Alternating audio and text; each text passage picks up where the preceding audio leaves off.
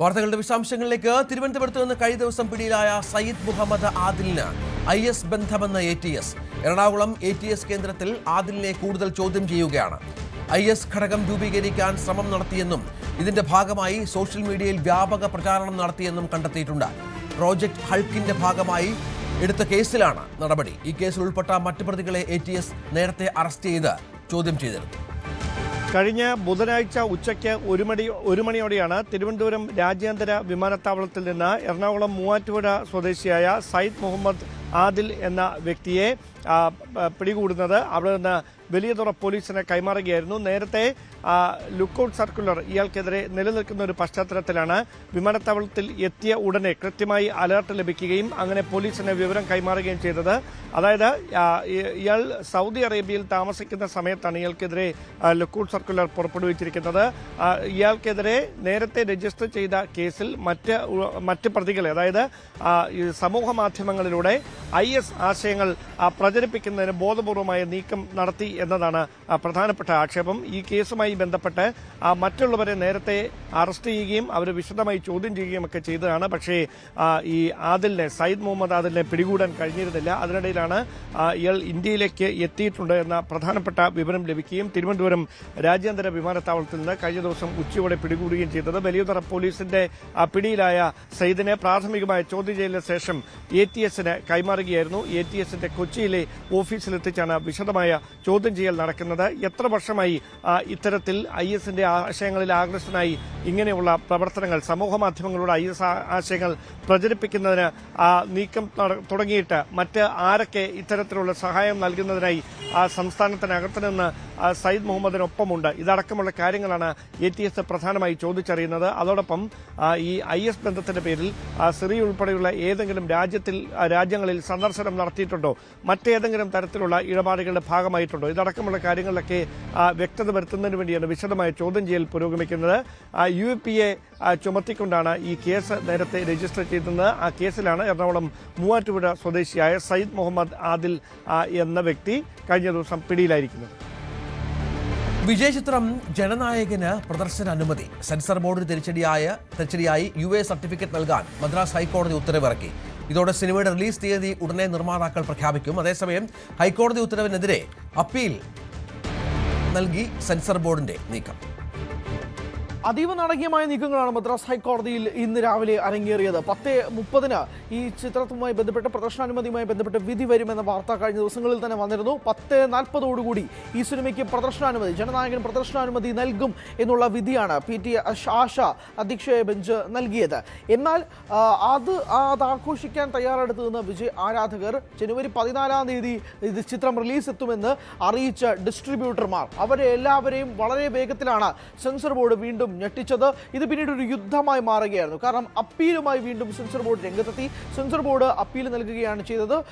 ഈ അപ്പീലിനെ 2:15 പരിഗണിക്കും. അതാണ് ഇന്ന് തന്നെ ആയിരിക്കും ഇത് പരിഗണിക്കുക. ഇന്ന് ഉച്ചയ്ക്ക് 2:15 തന്നെ ഈ സിനിമയുമായി ബന്ധപ്പെട്ട് സെൻസർ ബോർഡ് നൽകിയിരിക്കുന്ന അപ്പീൽ, പ്രദർശനാനുമതി നിഷേധിക്കണം എന്നുള്ള അപ്പീൽ നൽകിയിരിക്കുകയാണ് സെൻസർ ബോർഡ്. അത് 2:15 പരിഗണിക്കുകയും ചെയ്യും. അങ്ങനെ ക്ലൈമാക്സ് ആയി എന്ന് വിചാരിച്ചെടുത്തു നിന്നാണ് ഒരു ആന്റി ക്ലൈമാക്സ് സംഭവിക്കുകയും ചെയ്തത്. പ്രദർശനാനുമതി നൽകിക്കൊണ്ടുള്ള ഉത്തരവ് വന്നതിന് പിന്നാലെയാണ് സെൻസർ ബോർഡിന്റെ ഈ ഒരു കരുനീക്കവും കൂടി സംഭവിച്ചിരിക്കുന്നതെന്ന് വേണം തന്നെ പറയാൻ. കാരണം അക്ഷമരായി കാത്തിരിക്കുന്ന വിജയ് ആരാധകർ ഇന്ന് ആഘോഷിക്കേണ്ടിയിരുന്ന ചിത്രമായിരുന്നു ജനനായകൻ. 9-ാം തീയതി, അതായത് ഇന്ന് റിലീസ് ചെയ്യേണ്ടിയിരുന്ന സിനിമയായിരുന്നു. പക്ഷേ 5-ാം തീയതിയാണ് കോടതിയിൽ ഇതുമായി ബന്ധപ്പെട്ട് പരാതി നൽകിയിരിക്കുന്നത്. മതവികാരത്തെ വ്രണപ്പെടുത്തുന്നു, മറ്റൊന്ന് സൈന്യത്തിന്റെ അടയാളങ്ങൾ ഉപയോഗിച്ചിരിക്കുന്നു. അപ്പോൾ ഇതുമായി ബന്ധപ്പെട്ടുള്ള കാര്യങ്ങളൊക്കെ സൂചിപ്പിച്ചുകൊണ്ടാണ് ഈ സിനിമയ്ക്കെതിരെ ഒരു പരാതിയുമായിട്ട് രംഗത്തെത്തുന്ന ഒരു സാഹചര്യം ഉണ്ടായത്.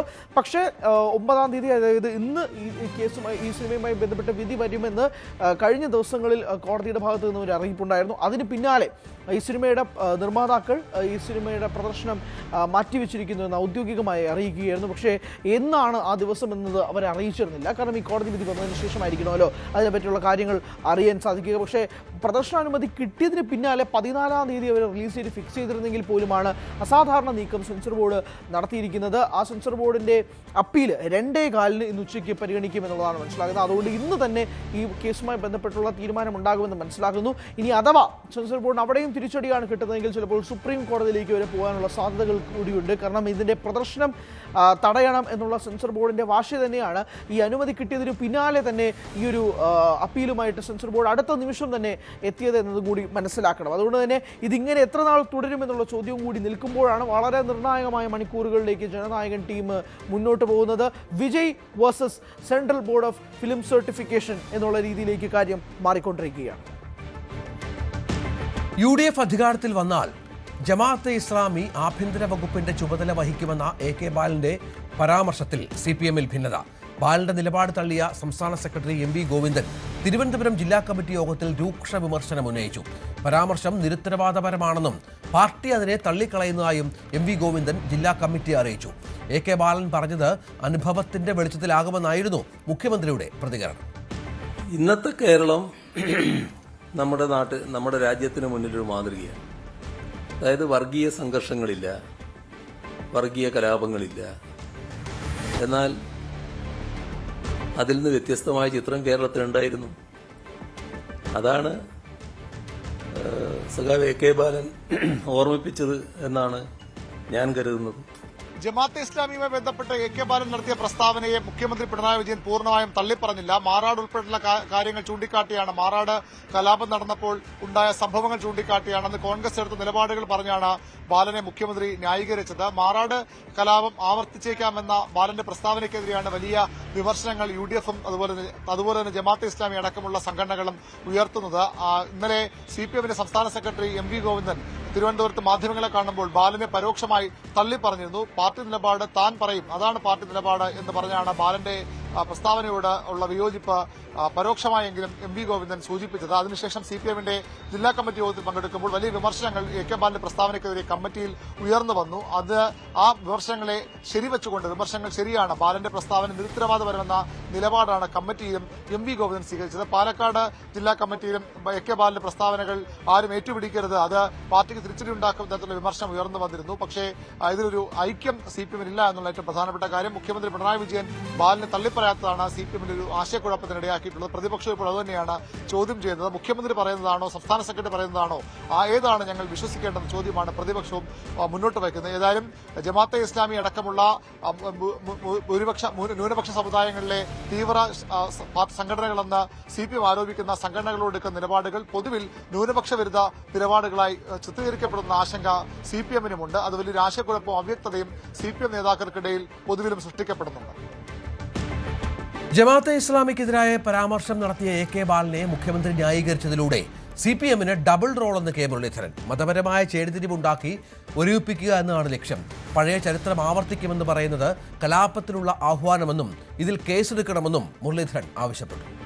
അതായത് AK ബാലൻ പറഞ്ഞത് മുഖ്യമന്ത്രിയുടെ അനുവാദത്തോടു കൂടിയിട്ടാണ്, അതാണ് ധൈര്യത്തിൽ പറഞ്ഞത്.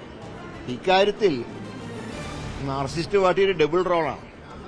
പാർട്ടി സെക്രട്ടറി ബാലനെതിരായി നിൽക്കുന്നു, മുഖ്യമന്ത്രി ബാലന് അനുകൂലമായി നിൽക്കുന്നു. ഇവരുടെ ഉദ്ദേശം ഒരു മതപരമായിട്ടുള്ള ചേരിതിരിവുണ്ടാക്കി വോട്ട് പിടിക്കുക എന്നുള്ളതാണ്. ഇവർക്ക് ആരെയും പിന്തുണ കിട്ടില്ല. ഇവർക്ക് ന്യൂനപക്ഷങ്ങൾ ഇവരെ വിശ്വസിക്കില്ല. ശബരിമലയിലെ സ്വർണം കെട്ട ആളുകളെ അധികാരത്തിൽ കൊണ്ടുവരാൻ മറ്റ് വിഭാഗങ്ങളും തയ്യാറാവില്ല. ഇപ്പൊ രണ്ടുപേരുടെ വോട്ട് ഇവർക്ക് കിട്ടാൻ പോകുന്നു. ഇവർ ഉദ്ദേശിച്ചത് ഒരു ധ്രുവീകരണം ഉണ്ടാക്കി വോട്ട് പിടിക്കാനാണ്. ഞങ്ങൾ തറപ്പിച്ച് പറയുന്നു, ഒരു വിഭാഗത്തിന് വോട്ട് ഇവർക്ക് കിട്ടില്ല. ശബരിമലയിൽ സ്വർണ്ണക്കൊള്ള നടത്തിയവരെ ഒരു സമുദായം അംഗീകരിക്കാൻ പോകുന്നു. മാറാട് കലാപം കേരളത്തിനേറ്റ മുറിവാണെന്നും ആ മുറിവിൽ മുളക് പുരട്ടുകയാണ് മുഖ്യമന്ത്രി ചെയ്യുന്നതെന്നും രമേശ് ചെന്നിത്തല. BJP-ക്കും RSS-നും ചെയ്യാൻ പറ്റാത്ത ജോലിയാണ് മുഖ്യമന്ത്രി ഏറ്റെടുക്കുന്നത്. ന്യൂനപക്ഷ വർഗീയതയും ഭൂരിപക്ഷ വർഗീയതയും തരം പോലെ പ്രോത്സാഹിപ്പിക്കുകയാണ് CPM എന്നും രമേശ് ചെന്നിത്തല വിമർശിച്ചു. നമുക്കറിയാം, നമ്മുടെ നാട്ടിൽ ഒരു മുറിവുണ്ടായാൽ ആ മുറിവ് ഉണക്കാനാണ് നമ്മൾ ശ്രമിക്കുന്നത്. മാറാട് ഒരു മുറിവാണ്. കേരളത്തിലുണ്ടായ ഏറ്റവും ദൗർഭാഗ്യകരമായ ഒരു സംഭവമായി.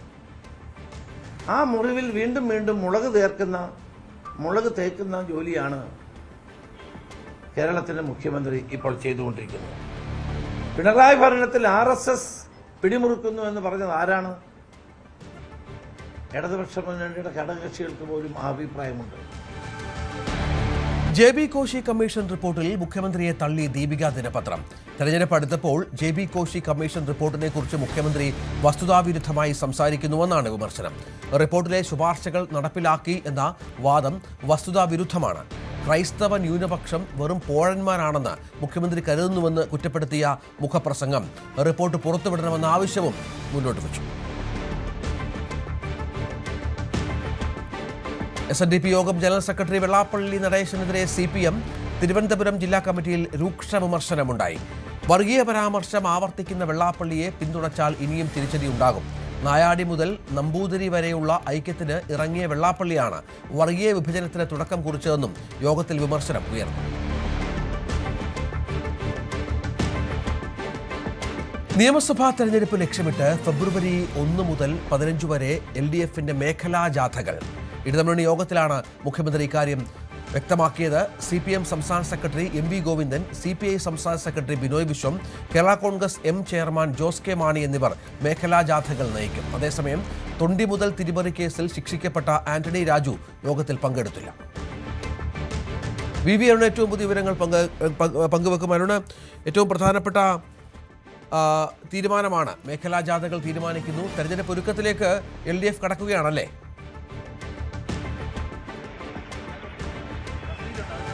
തീർച്ചയായിട്ടും തദ്ദേശ തെരഞ്ഞെടുപ്പിന്റെ ഫലം അവലോകനം ചെയ്യാനാണ് ഇടതുമുന്നണിയുടെ യോഗം ചേർന്നത്. വിശദമായ ചർച്ച അതിന്മേൽ നടന്നിട്ടുണ്ട്. നേരത്തെ ഭരണവിരുദ്ധ വികാരം ഉണ്ടായിട്ടില്ല എന്ന് CPM-ഉം ഭരണവിരുദ്ധ വികാരവും ശബരിമലയും തന്നെയാണ് തിരിച്ചടി കാരണമെന്ന് CPI-യും നിലപാടെടുക്കുന്നു. പക്ഷേ ഇന്നത്തെ യോഗത്തിൽ CPI അത്ര കടുത്ത നിലപാട് സ്വീകരിച്ചതായി നമുക്ക് വിവരമില്ല. CPI നിലപാട് മയപ്പെടുത്തുകയാണ്. ഇനി അത്തരം ഒരു റിവ്യൂവിന്റെ ഭാഗമായുള്ള കടുത്ത വിമർശനങ്ങളും വൈരുദ്ധ്യങ്ങളും ഒക്കെ പുറത്തു വന്നാൽ, അഭിപ്രായ ഭിന്നതകളും പുറത്തു വന്നാൽ തെരഞ്ഞെടുപ്പിനെ ദോഷകരമായി ബാധിക്കുന്നതുകൊണ്ട് ഒരു സമാനമായ നിലപാടിൽ മുന്നണി എത്തിച്ചേർന്നു. അതായത് വ്യത്യസ്തമല്ലാത്ത അഭിപ്രായത്തിൽ മുന്നണി എത്തിച്ചേർന്നു. അഭിപ്രായങ്ങൾ എല്ലാ പാർട്ടികളും യോഗത്തിൽ അവതരിപ്പിച്ചുവെങ്കിലും അതിനപ്പുറത്തേക്ക് ഒരു തർക്കത്തിലേക്കോ കാര്യമായ ഭിന്നതയിലേക്കോ പോയിട്ടില്ല. പകരം ഏകാഭിപ്രായം അത് പാർട്ടി മുന്നണി കൺവീനർ പറയുമെന്ന് ആണ് നേതാക്കൾ വ്യക്തമാക്കുന്നത്. നേരത്തെ ബിനോയ് വിശ്വത്തോട് പ്രതികരണം ചോദിക്കുമ്പോഴും അദ്ദേഹം അക്കാര്യമാണ് പറഞ്ഞത്. അതായത് തെരഞ്ഞെടുപ്പിൽ പരാജയമുണ്ടായി, അതിന്റെ കാര്യകാരണങ്ങൾ ഇടയിൽ പരിശോധിക്കുകയും ചെയ്തു എല്ലാ പാർട്ടികളും. അതിനപ്പുറത്തേക്ക് അതൊരു പോസ്റ്റ്മോർട്ടത്തിനോ അല്ലെങ്കിൽ മുന്നണിയുടെ ഐക്യത്തെ ബാധിക്കുന്ന തരത്തിലേക്കുള്ള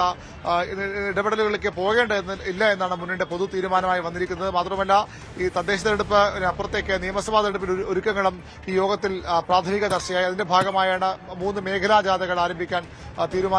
3 മേഖലാ ജാഥകളെ നയിക്കുന്നത് ഒന്ന് CPM-ന്റെ സംസ്ഥാന സെക്രട്ടറി MV ഗോവിന്ദനാണ്. അദ്ദേഹം നയിക്കുന്ന ജാഥ ഫെബ്രുവരി 1-ന് കാസർഗോഡ് നിന്ന് ആരംഭിക്കും. 4-ന് സെക്കൻഡ് മേഖലാ ജാഥ അത് നയിക്കുന്നത് CPI-യുടെ സംസ്ഥാന സെക്രട്ടറി ബിനോയ് വിശ്വമാണ്. തിരുവനന്തപുരത്ത് നിന്ന് അത് ആരംഭിക്കും. 6-നാണ് കോട്ടയത്ത് നിന്ന് ജോസ് കെ മാണി, കേരള കോൺഗ്രസ് എമ്മിന്റെ ചെയർമാൻ, കേരള കോൺഗ്രസിന്റെ ചെയർമാൻ ജോസ് കെ മാണി നയിക്കുന്ന ജാഥ ആരംഭിക്കുക. കേരള കോൺഗ്രസ് മുന്നണി വിടുമോ എന്ന ആശങ്കകൾ ഒരു വശം നിൽക്കുമ്പോൾ തന്നെ ഒരു കാരണവശാലും മുന്നണി വിട്ടു പോകില്ല എന്ന് വ്യക്തമായിക്കൊണ്ടാണ് ജാഥയുടെ ഒരു ക്യാപ്റ്റനായി കൂടി ജോസ് കെ മാണി മാറുന്നത്. 3 മേഖലാ ജാഥകൾ 15-ാം തീയതി സമാപിക്കുന്ന തരത്തിലേക്കാണ് ഇപ്പോൾ ഇടതുമുന്നണി ആസൂത്രണം ചെയ്തിരിക്കുന്നത്. ഇതിനിടയിൽ മറ്റ് കേന്ദ്ര സർക്കാരിനെതിരെയുള്ള ശക്തമായ പ്രക്ഷോഭ പരിപാടികളടക്കം നടത്താനും മുന്നണി യോഗത്തിൽ തീരുമാനമായിട്ടുണ്ട്. 12-ന് മുഖ്യമന്ത്രിയും മന്ത്രിമാരും നേതാക്കളും പങ്കെടുക്കുന്ന ധർണ, കേന്ദ്ര സർക്കാരിന്റെ സാമ്പത്തിക നയങ്ങൾക്കെതിരെയുള്ള ധർണ, അത് രക്തസാക്ഷി മണ്ഡപത്തിന് മുന്നിൽ നടക്കുന്നുണ്ട്. അത് വിജയിപ്പിക്കുന്നതിനുള്ള ചർച്ചകളും ഇന്നത്തെ മുന്നണി യോഗത്തിൽ ഉണ്ടായിട്ടുണ്ട്. മുന്നണി തീരുമാനങ്ങൾ തെരഞ്ഞെടുപ്പിൽ എങ്ങനെയാണ്, എന്തുകൊണ്ട് പരാജയം നേരിട്ടു എന്നതിന്റെ മുന്നണിയുടെ ഒരു വിശദീകരണം വൈകിട്ട് 4 മണിക്ക് നടക്കുന്ന വാർത്താ സമ്മേളനത്തിൽ കൺവീനർ TP രാമകൃഷ്ണൻ വ്യക്തമാക്കും. VV അരുൺ വിവരങ്ങൾ പങ്കുവച്ചു. തെരഞ്ഞെടുപ്പ് പ്രഖ്യാപനത്തിന് മുന്നേ കുട്ടനാടിനെ ചൊല്ലി ഇരുമുന്നണികളിലും തർക്കം രൂക്ഷം. മുന്നണിയിലെ ധാരണയ്ക്ക് മുന്നേ സ്വയം പ്രഖ്യാപനം നടത്തിയ NCPയുടെ നിലപാടിനെതിരെ CPM നേതൃത്വം രംഗത്തെത്തി. CPM സീറ്റ് ഏറ്റെടുക്കണമെന്നാണ് ആലപ്പുഴ ജില്ലാ നേതൃത്വത്തിന്റെ നിലപാട്. അതേസമയം കേരള കോൺഗ്രസിൽ നിന്ന് സീറ്റ് ഏറ്റെടുക്കണമെന്നാവശ്യപ്പെട്ട് കോൺഗ്രസും രംഗത്തുണ്ട്. നിയമസഭാ തെരഞ്ഞെടുപ്പിന്റെ പശ്ചാത്തലത്തിൽ ഇപ്പോൾ ഏറ്റവും അധികം ചർച്ചയാകുന്നത് കുട്ടനാട് സീറ്റിന്റെ വിവിധ മുന്നണികളുടെ സ്ഥാനാർത്ഥികളെ സംബന്ധിച്ചാണ്. NCP ഇത്തവണയും മത്സരിക്കണമെന്നുള്ള ആവശ്യം അവർ തോമസ് കെ തോമസിലൂടെ അറിയിച്ചു കഴിഞ്ഞിട്ടു. താൻ തന്നെയാണ് മത്സരിക്കുന്നത് എന്ന് തോമസ് കെ തോമസ് പറയുകയും ചെയ്തിട്ടുണ്ട്. കുട്ടനാട് സീറ്റ് വിവിധ കാലയളവിലായി പേയ്മെന്റ് സീറ്റായി പ്രവർത്തിക്കുന്നു എന്നുള്ളതാണ് വിവിധ മുന്നണികൾ ഉയർന്നു വരുന്ന പ്രതിഷേധം. പ്രത്യേകിച്ച് CPM-ന്റെ ഭാഗത്തു നിന്ന്, പ്രാദേശിക നേതാക്കന്മാരുടെ ഭാഗത്തു നിന്ന്, പ്രാദേശിക പ്രവർത്തകരുടെ ഭാഗത്തു നിന്ന് ഈ സീറ്റ് ഇടതുപക്ഷത്തിൽ CPM ഏറ്റെടുക്കണമെന്നുള്ള ആവശ്യം വളരെ സജീവമായി ഉണ്ടായിരുന്നു. മാത്രമല്ല കഴിഞ്ഞ ജില്ലാ സമ്മേളനത്തിൽ അത്തരമൊരു ആവശ്യം ഉന്നയിക്കുകയും ചെയ്തു. പക്ഷേ മുഖ്യമന്ത്രി പങ്കെടുത്ത ജില്ലാ സമ്മേളനത്തിൽ അത് NCPക്ക് തന്നെ നൽകേണ്ടതുണ്ട്, അത് സംബന്ധിച്ച് മറ്റ് ചർച്ചകൾ വേണ്ട എന്നുള്ള തീരുമാനം എടുക്കുകയും ചെയ്തിരുന്നു. പക്ഷേ മുഖ്യമന്ത്രിയുടെ താല്പര്യങ്ങളും സംസ്ഥാന നേതൃത്വത്തിൻ്റെ താല്പര്യവും അതാണെങ്കിൽ പോലും പ്രാദേശികമായി കുട്ടനാട് സീറ്റ് NCPയിൽ നിന്ന് ഏറ്റെടുക്കണമെന്നുള്ള വലിയ ആവശ്യം പ്രാദേശിക പ്രവർത്തകരിൽ നിന്ന് ഉണ്ടാകുന്നുണ്ട്. കഴിഞ്ഞ തദ്ദേശ സ്വയംഭരണ തെരഞ്ഞെടുപ്പിൽ നേരിട്ട തിരിച്ചടി അടക്കം ചൂണ്ടിക്കാട്ടിയാണ് ഇത്തരം കാര്യങ്ങൾ പാർട്ടി പ്രവർത്തകരുടെ ഭാഗത്ത് നിന്ന് ഉണ്ടാകുന്നത്. മാത്രമല്ല ഈ കൈനഗിരിയും രാമഗിരിയും അടക്കമുള്ള ഇടതു കോട്ടകൾ കഴിഞ്ഞ തദ്ദേശ സ്വയംഭരണ തെരഞ്ഞെടുപ്പിൽ ഒരു കാലത്തും ഇളകാത്ത ആ കോട്ടകൾ തകർന്നു വീഴുന്നതും കണ്ടു. അതുകൊണ്ട് തന്നെ ഈ പശ്ചാത്തലത്തിൽ CPM തന്നെ ഏറ്റെടുത്തുകൊണ്ട് മണ്ഡലത്തിൽ ശക്തമായൊരു ഭരണം കാഴ്ചവെക്കണം എന്നുള്ളതാണ്. MLAയുടെ വികസന പ്രവർത്തനങ്ങൾ, കഴിഞ്ഞ ടേമിലെ വികസന പ്രവർത്തനങ്ങൾ അടക്കം വലിയ ചർച്ചയാകുന്നുണ്ട്. അത്തരം കാര്യങ്ങളിൽ ഉൾപ്പെടെ ആക്ഷേപം ഉയരുന്നു. LDF സാഹചര്യം ഇതാണെങ്കിൽ UDFിലേക്ക് വരുമ്പോൾ UDFിലും വലിയ അതൃപ്തി ഉണ്ടാകുന്നു എന്നുള്ളതാണ്. വിവിധ കാലയളവുകളിലായി കേരള കോൺഗ്രസ്, ജോസഫ് മാണി, ഒപ്പം തന്നെ ജേക്കബ് വിഭാഗങ്ങളിലുള്ള ആളുകൾ മത്സരിക്കുന്നു, സ്വതന്ത്രന്മാർ മത്സരിക്കുന്നു. DIC ഉൾപ്പെടെ മത്സരിച്ച 7 സ്വതന്ത്രന്മാർ ഉൾപ്പെടെ 7 വിവിധ രാഷ്ട്രീയ പാർട്ടികളെ അല്ലെങ്കിൽ പ്രതിനിധീകരിച്ചുകൊണ്ട്, മുന്നണികളെ പ്രതിനിധീകരിച്ചുകൊണ്ട് അവിടെ UDFിനുള്ളിൽ രാഷ്ട്രീയ പാർട്ടികളെ പ്രതിനിധീകരിച്ചുകൊണ്ടുള്ള മത്സരം നടന്നിരുന്നു. അതുകൊണ്ട് തന്നെ ഇത്തവണ ജേക്കബ് വിഭാഗത്തിന് ആണ് സീറ്റ്. കഴിഞ്ഞ തവണ ജേക്കബ് എബ്രഹാമാണ് മത്സരിച്ചത്. ഇത്തവണ ജേക്കബ് വിഭാഗത്തിലുള്ള സീറ്റ് PJ ജോസഫ് വിഭാഗത്തിനാണ് ഇത്തവണ സീറ്റുള്ളത്. അവർ NCPയിൽ നിന്നും വിട്ടുവന്ന റെജി ചെറിയാൻ എന്ന വ്യവസായിക്ക് സീറ്റ് നൽകുന്നതിനെ സംബന്ധിച്ച് ആണ് ഇപ്പോൾ UDFിനുള്ളിൽ വലിയ ആക്ഷേപം ഉയർന്നു വരുന്നത്. പേയ്മെന്റ് സീറ്റാണ് അത് എന്നുള്ള രീതിയിൽ വ്യാപകമായ രീതിയിൽ പ്രചരണം വരുന്നു എന്നുള്ളത് UDF ഉന്നയിക്കുന്നു, ഒപ്പം തന്നെ കോൺഗ്രസ് ഉന്നയിക്കുന്നു. അതുകൊണ്ട് തന്നെ അനിൽ ബോസ് അടക്കമുള്ള കുട്ടനാടിനെ പ്രതിനിധീകരിക്കുന്ന കോൺഗ്രസ് നേതാക്കൾ ഈ സീറ്റ് ഏറ്റെടുക്കണമെന്ന പരസ്യ പ്രതികരണവുമായി രംഗത്ത് വരികയും ചെയ്തിട്ടുണ്ട്. NCPയിൽ നിന്നും 3 മാസം മുമ്പാണ് റെജി ചെറിയാൻ എന്ന വ്യവസായി കേരള കോൺഗ്രസ് ജോസഫ് വിഭാഗത്തിലേക്ക് കടന്നു വരുന്നത്. തെരഞ്ഞെടുപ്പിൽ താനാണ് മത്സരിക്കുന്ന രീതിയിൽ അദ്ദേഹം പ്രചരണം ആരംഭിക്കുന്ന രീതിയിൽ തന്നെ പ്രവർത്തനങ്ങളുമായി മുന്നോട്ട് പോവുകയാണ്. ഇത് വലിയ രീതിയിൽ നാണക്കേട് ഉണ്ടാക്കും എന്നുള്ള ആക്ഷേപം ഉയരുന്നു. ഒപ്പം കുട്ടനാടിൻ്റെ സീറ്റ് തുടർച്ചയായി ഇങ്ങനെ പേയ്മെന്റ് സീറ്റായി നൽകുന്നത് ശരിയല്ല. DICയിലൂടെ തോമസ് ചാണ്ടി വരുന്നു, അതിനുശേഷം പിന്നീട് അദ്ദേഹം മാറി NCP രൂപീകരിച്ചുകൊണ്ട് NCPയിലൂടെ LDFിലേക്ക് പോകുന്നു. അങ്ങനെ മാറി മാറി വരുന്നവർ LDFിലേക്കും UDFിലേക്കും രാഷ്ട്രീയ സാഹചര്യവും ഭരണ സാഹചര്യവും അനുസരിച്ച് മാറുന്നത് കുട്ടനാടൻ ജനതയെ വലിയ രീതിയിൽ ബുദ്ധിമുട്ടിലാക്കുന്നു എന്നുള്ള ആക്ഷേപവും നാണക്കേടാണെന്നുള്ള ആക്ഷേപവും ഉയർന്നു വരുന്നുണ്ട്. NDAയിൽ നിന്നും തുഷാർ വെള്ളാപ്പള്ളി തന്നെ ഇത്തവണ മത്സര രംഗത്തേക്ക് ഇറങ്ങുമെന്നുള്ള സൂചനയും ലഭ്യമായിട്ടുണ്ട്. അങ്ങനെയാണെങ്കിൽ ശ്രദ്ധേയമായൊരു പോരാട്ടത്തിനായിരിക്കും കുട്ടനാട് തിരികൊടുക്കുക. ഒപ്പം തന്നെ കുട്ടനാടിനെ സംബന്ധിച്ചിടത്തോളം വിവാദങ്ങളും വലിയ വിവാദങ്ങളും തെരഞ്ഞെടുപ്പിന് മാസങ്ങൾ മാത്രം അവശേഷിക്കുക വലിയ വിവാദങ്ങളും കൂടി തലപൊക്കുന്ന ഒരവസ്ഥ വിവിധ മുന്നണികളിൽ ഉണ്ടായിട്ടുണ്ട്. ആലപ്പുഴയിൽ നിന്നും ശരണ്യ സ്നേഹജൻ, ന്യൂസ് 18. കുട്ടനാട് സീറ്റിൽ NCP തന്നെ മത്സരിക്കുമെന്ന് തോമസ് കെ തോമസ്. NCPക്ക് മുന്നണി നൽകിയ 3 സീറ്റിലും മാറ്റമുണ്ടാവില്ല. കുട്ടനാട് സീറ്റ് CPM ഏറ്റെടുക്കുമെന്ന് പറഞ്ഞിട്ടില്ലെന്നും തോമസ് കെ തോമസ് പറഞ്ഞു. ഘടകകക്ഷിക്ക് തന്നിരിക്കുന്ന സീറ്റ് ഒരിക്കലും LDFോ CPMോ CPI ഒന്നും എടുക്കാൻ പറ്റത്തില്ല. അതൊക്കെ ഘടകകക്ഷിക്കുള്ള സീറ്റാണ്. NCPക്ക് 3 സീറ്റുണ്ട്, 3 സീറ്റും NCPക്കുള്ളതാണ്. കുട്ടനാടെന്ന് പറയുന്ന LDFിന്റെ ഉറച്ച കോട്ടയാണ്. ഓക്കെ, അവിടെ ഒരു സംശയവുമില്ല, NCPയുടെ സീറ്റാണ്. NCP അവിടെ മത്സരിക്കും. തോമസ് കെ തോമസ് ആണ് മത്സരിക്കുന്നുള്ളൂ, പാർട്ടിയുടെ തീരുമാനമാണ്. തോമസ് കെ തോമസ് അടുത്ത സ്ഥാനം. തർക്കത്തിനൊടുവിൽ എലത്തൂരിൽ AK ശശീന്ദ്രൻ തന്നെ സ്ഥാനാർത്ഥിയായേക്കും. എതിർപ്പറിയിച്ച് ഒരു വിഭാഗം രംഗത്തെത്തിയെങ്കിലും CPMന്റെ പിന്തുണയാണ് ശശീന്ദ്രന് തുണയായത്. എന്നാൽ മുന്നണി യോഗത്തിന് മുൻപ് സ്ഥാനാർത്ഥിത്വം പ്രഖ്യാപിച്ചതിൽ CPMനും എതിർപ്പുണ്ട്. അതേസമയം എലത്തൂർ സീറ്റ് കോൺഗ്രസ് ഏറ്റെടുത്തേക്കും. എലത്തൂർ സീറ്റ് ഏറ്റെടുക്കുന്നതുമായി ബന്ധപ്പെട്ട ചർച്ചകൾ CPMൽ മുറുകി നിൽക്കുന്നതിനിടെയാണ് സ്ഥാനാർത്ഥികളെ പ്രഖ്യാപിച്ച് NCP രംഗത്തെത്തിയിരിക്കുന്നത്. ഇന്നലെ കൊച്ചിയിൽ നടന്ന യോഗത്തിന് ശേഷമാണ് ഔദ്യോഗികമായി സ്ഥാനാർത്ഥി പ്രഖ്യാപനം ഉണ്ടാവുകയും ചെയ്തിരിക്കുന്നത്. മന്ത്രിയും സ്ഥലത്തെ നിലവിലെ MLAയുമായ AK ശശീന്ദ്രൻ തന്നെ മത്സരിക്കും എന്നാണ് പാർട്ടി തീരുമാനം. ഇന്നലെ നടന്ന യോഗത്തിൽ ചില തർക്കങ്ങളുണ്ടായിരുന്നു. എന്നാൽ സ്ഥാനാർത്ഥിത്തെ ചൊല്ലി അല്ല തർക്കങ്ങൾ ഉണ്ടായത്, നേതൃസ്ഥാനത്തെ ചൊല്ലിയാണ് എന്ന് അദ്ദേഹം വ്യക്തമാക്കുകയും ചെയ്തു. നേരത്തെ ജില്ലാ കമ്മിറ്റി അധ്യക്ഷനടക്കം പുതിയ സ്ഥാനാർത്ഥിയെ പ്രഖ്യാപിക്കണമെന്ന ആവശ്യമായി രംഗത്തെത്തിയതിന് പിന്നാലെയാണ് നിർണായകമായ ഈ തീരുമാനം എടുത്തിരിക്കുന്നത്. സംസ്ഥാന നേതൃത്വത്തോട് മുൻപ് നിലവിലുള്ള അല്ലെങ്കിൽ നിലവിലെ MLAമാർ തന്നെ മത്സരിക്കണമെന്ന ആവശ്യം കേന്ദ്ര നേതൃത്വം അറിയിച്ചു എന്നാണ് മന്ത്രി AK ശശീന്ദ്രൻ വ്യക്തമാക്കിയിരിക്കുകയും ചെയ്തിരിക്കുന്നത്. പ്രത്യേകിച്ചും സ്ഥാനാർത്ഥിത്വം സംബന്ധിച്ച് ഞാൻ പറഞ്ഞല്ലോ, 14 ജില്ലാ പ്രസിഡന്റുമാർ സംസാരിച്ചപ്പോൾ അതൊക്കെ കേന്ദ്ര സംസ്ഥാന നേതാക്കൾ തീരുമാനിക്കേണ്ടതാണ് എന്ന അഭിപ്രായ പ്രകടനം നടത്തിയിട്ടുള്ളത്. കേരളത്തിലെ പ്രവർത്തകന്മാരുടെ ഇടയിലുള്ള പൊതു അഭിപ്രായമാണ് ഈ 2-3 സീറ്റുകളിലും മത്സരിക്കുന്ന കാര്യത്തിൽ പ്രാദേശിക തല ചർച്ച അനാവശ്യവും ഒഴിവാക്കപ്പെടേണ്ടതുമാണ്. എലത്തൂരിൽ എനിക്കല്ല, LDF നല്ല വിജയപ്രതീക്ഷയുണ്ട്. എന്നോട് പറഞ്ഞിട്ടുള്ളത്, ഞങ്ങളോട് പറഞ്ഞിട്ടുള്ളത്, LDFിലെ MLA-മാരോട് മുഖ്യമന്ത്രി ഉൾപ്പെടെ പറഞ്ഞിട്ടുള്ളത് അതാത് മണ്ഡലത്തിൽ ജയിക്കാനാവശ്യമായ തീവ്ര പദ്ധതികൾ ആവിഷ്കരിച്ച് മുമ്പോട്ട് പോകുന്നതിനൊക്കെ നല്ല ശ്രദ്ധ വേണം തന്നെയാണ്. അതേസമയം വലിയ ഭൂരിപക്ഷത്തിൽ തോറ്റുകൊണ്ടിരിക്കുന്ന സീറ്റാണെങ്കിലും ഇത്തവണ നിയമസഭാ തെരഞ്ഞെടുപ്പിൽ എലത്തൂരിൽ വലിയ നേട്ടമുണ്ടാക്കാൻ കഴിയുമെന്ന പ്രതീക്ഷയിലാണ് കോൺഗ്രസ് ഉള്ളത്. എലത്തൂർ മണ്ഡലത്തിൽ കഴിഞ്ഞ തവണ 29,000-ലധികം വോട്ടുകൾക്കാണ് AK ശശീന്ദ്രൻ ജയിച്ചിരുന്നതെങ്കിൽ തദ്ദേശ ഭരണ തെരഞ്ഞെടുപ്പിൽ LDFും UDFും തമ്മിലുള്ള അന്തരം കേവലം 6,000 വോട്ടുകളായി ചുരുങ്ങിയിരിക്കുന്നത് വലിയ പ്രതീക്ഷ നൽകുന്നു. ഒപ്പം എലത്തൂരെ ശക്തി കേന്ദ്രങ്ങളായി അറിയപ്പെടുന്ന പല പഞ്ചായത്തുകളും ഇത്തവണത്തെ തദ്ദേശ ഭരണ തെരഞ്ഞെടുപ്പിൽ പിടിച്ചെടുക്കാൻ കഴിഞ്ഞു എന്നതും UDFിന്റെ പ്രതീക്ഷകൾക്ക് വലിയ തോതിലുള്ള ആക്കം കൂട്ടുന്നു. എന്തായാലും 3 സ്ഥാനാർത്ഥികളാണ് ഇപ്പോൾ സാധ്യതാ പട്ടികയിലുള്ളത്. KPCC ജനറൽ സെക്രട്ടറിയും പാർട്ടിയുടെ ജില്ലയിലെ വനിതാ മുഖവുമായ വിദ്യ ബാലകൃഷ്ണനാണ് പ്രഥമ പരിഗണനയുള്ള സ്ഥാനാർത്ഥി പട്ടികയിൽ ഉള്ള ആൾ. മറ്റൊന്ന് യുവ നേതാവായ നിജേഷ് അരവിന്ദനാണ്. അദ്ദേഹം നേരത്തെ ജില്ലാ പഞ്ചായത്തിലേക്കടക്കം മത്സരിച്ചതും ഒരു പരിചയസമ്പത്തായി കണക്കൂട്ടുന്നു. 3ാം സ്ഥാനത്തുള്ള KPCC സെക്രട്ടറിയായ ജയന്താണ്. ജയന്തിനെയും ഈ മണ്ഡലത്തിലേക്ക് പറഞ്ഞു കേൾക്കുകയും ചെയ്യുന്നു. എന്തായാലും വലിയ ഭൂരിപക്ഷത്തിന് തോറ്റുന്ന സീറ്റാണെങ്കിലും പലപ്പോഴും കക്ഷികൾക്ക് സീറ്റ് നൽകിയതിലാണ് അവിടെ പരാജയം ഉണ്ടായത് എന്ന വിലയിരുത്തലാണ് കോൺഗ്രസിനുള്ളത്. ഷെയ്ഖ് പി ഹാരിസും കിഷനും അടക്കമുള്ള ജനതാദൾ നേതാക്കളും സുൽഫിക്കർ മയൂരി പോലെ കായംകുളത്തു നിന്നുള്ള മാണി കാപ്പൻ വിഭാഗം നേതാവുമാണ് കഴിഞ്ഞ തവണ മത്സരിച്ചത്. മണ്ഡലത്തിന് പരിചിതമല്ലാത്ത അല്ലെങ്കിൽ കോൺഗ്രസ് പ്രവർത്തകർക്ക് ഉൾക്കൊള്ളാൻ കഴിയാത്ത സ്ഥാനാർത്ഥികൾ വന്നതുകൊണ്ടാണ് തോൽവി സംഭവിച്ചത് എന്നാണ് കോൺഗ്രസിന്റെ വിശദീകരണം. എന്തായാലും മണ്ഡലം തിരിച്ചുപിടിക്കാൻ വലിയ പോരാട്ടം നടത്താനുള്ള ഒരുക്കത്തിലാണ് കോൺഗ്രസ്. അതേസമയം സീറ്റ് തിരിച്ചുപിടിക്കാനുള്ള നീക്കങ്ങൾ ഏതാണ്ട് CPM ഇപ്പോൾ ഉപേക്ഷിച്ച മട്ടുമാണ്. കാരണം കുന്നിന്റെ വിപുലീകരണവുമായി UDF മുന്നോട്ട് പോകുന്ന സാഹചര്യത്തിൽ ഘടകകക്ഷികളെ കാരണങ്ങളില്ലാതെ പിണക്ക് വിടേണ്ടതില്ല എന്ന നിലപാടിലേക്കാണ് CPM എത്തുകയും ചെയ്തിരിക്കുന്നത്.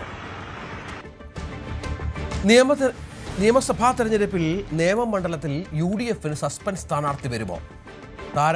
സിനിമാ താരം ജഗദീഷ് ഉൾപ്പെടെയുള്ളവരാണ് പരിഗണനയിൽ. മുൻമന്ത്രി VS Sivakumar, KPCC general secretary Manacaud Suresh, GV Hari അടക്കമുള്ള നേതാക്കളുടെ പേരും ചർച്ചകളിലുണ്ട്.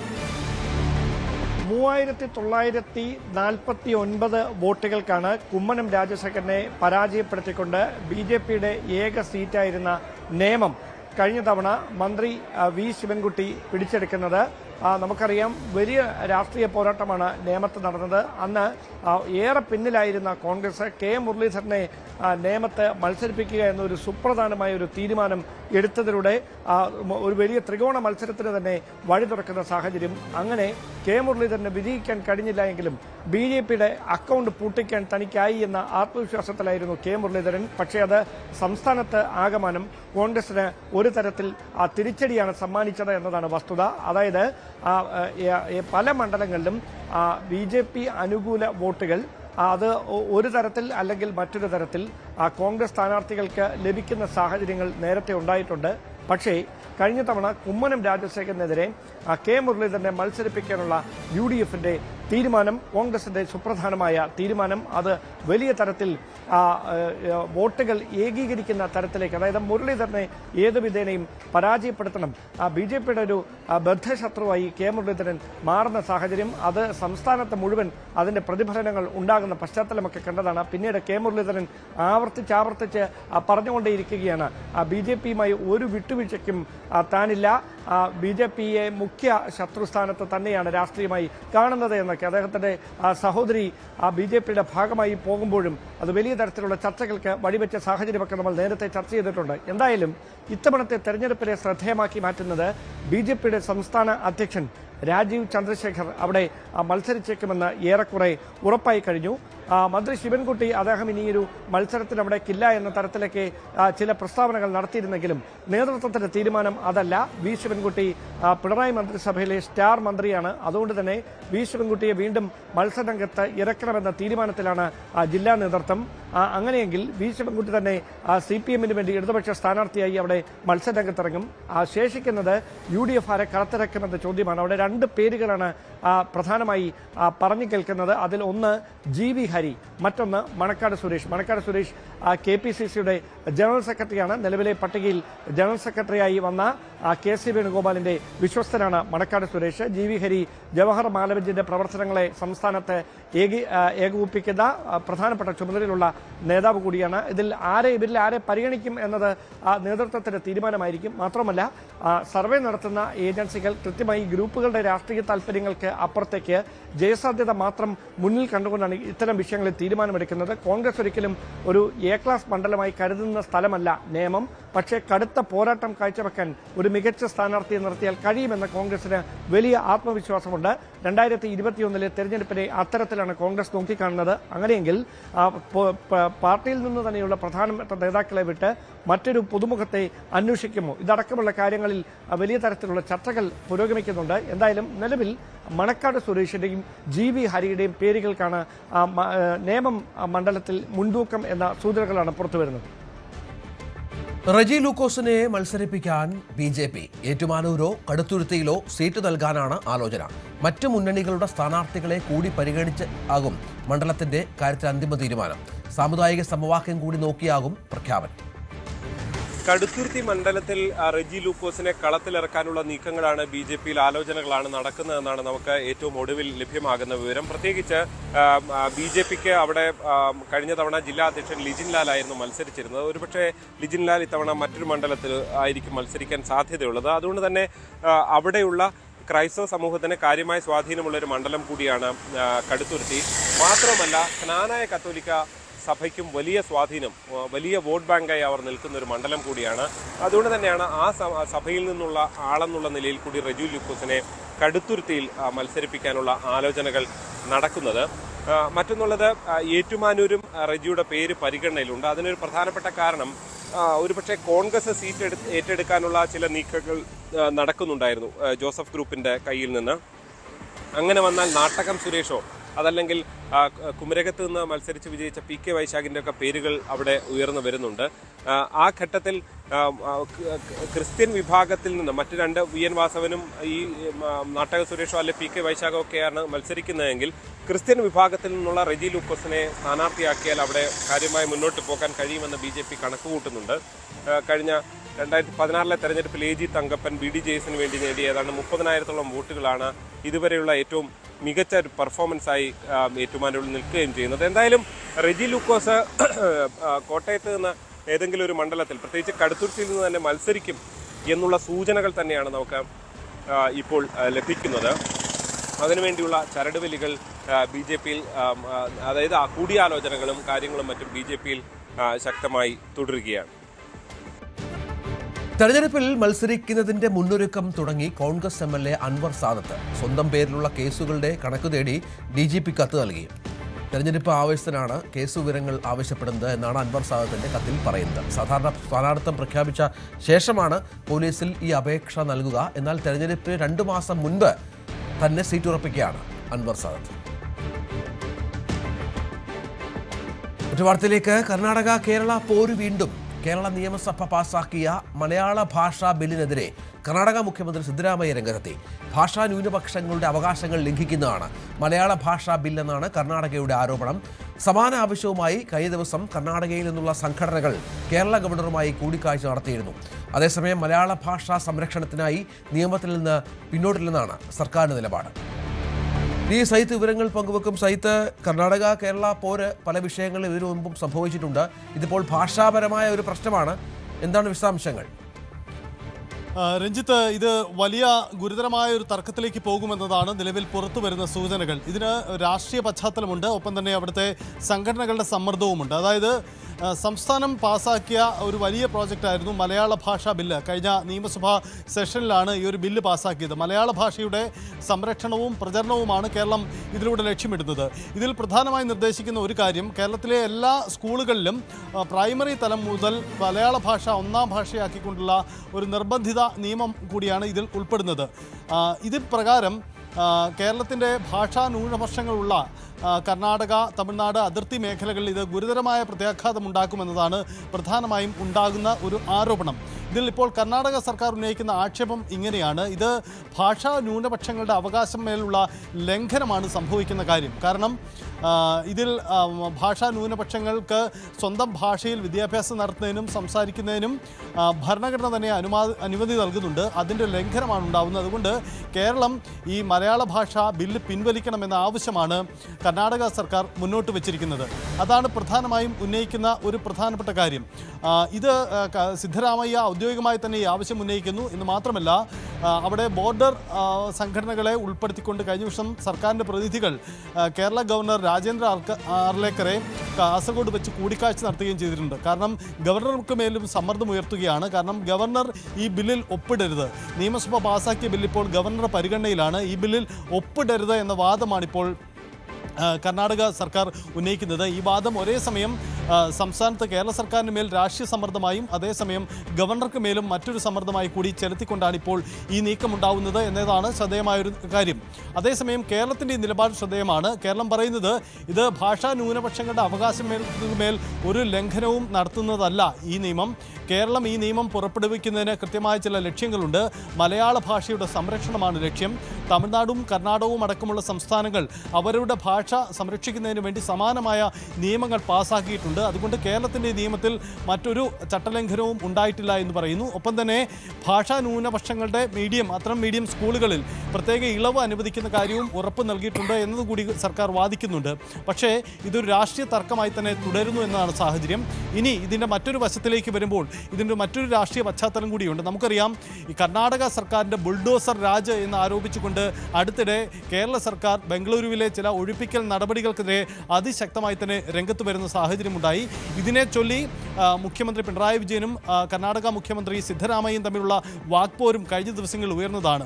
ഇതിന് പിന്നാലെയാണ് ഇപ്പോൾ പൊടുന്നനെ ഇത്തരമൊരു സമ്മർദ്ദ നീക്കം കർണാടക സർക്കാരിൽ നിന്നും കൂടി ഉണ്ടാവുന്നത് എന്നാണ് സാഹചര്യം. അതായത് ബുൾഡോസർ രാജു ചർച്ചയാക്കിയ കേരളത്തിന് ഭാഷാ ന്യൂനപക്ഷങ്ങളുടെ വിഷയം ഉൾപ്പെടുത്തി അത് ഉയർത്തിക്കാട്ടിക്കൊണ്ടുള്ള മറുപടിയാണിപ്പോൾ കർണാടക നൽകുന്നത് എന്നതാണ് സാഹചര്യം. എന്തായാലും ഈ തർക്കത്തിൽ നിർണായകമാവുക കേരള ഗവർണറുടെ നിലപാടാണ്. ഗവർണർ ബില്ലിന് അംഗീകാരം നൽകുമോ, അതല്ലെങ്കിൽ കന്നഡിഗരുടെ അവകാശ സംരക്ഷണം എന്ന വാദം ഉയർത്തിക്കാട്ടി ഗവർണർ തീരുമാനം നീട്ടിവെക്കുമോ എന്ന പ്രധാനപ്പെട്ട കാര്യമാണ്.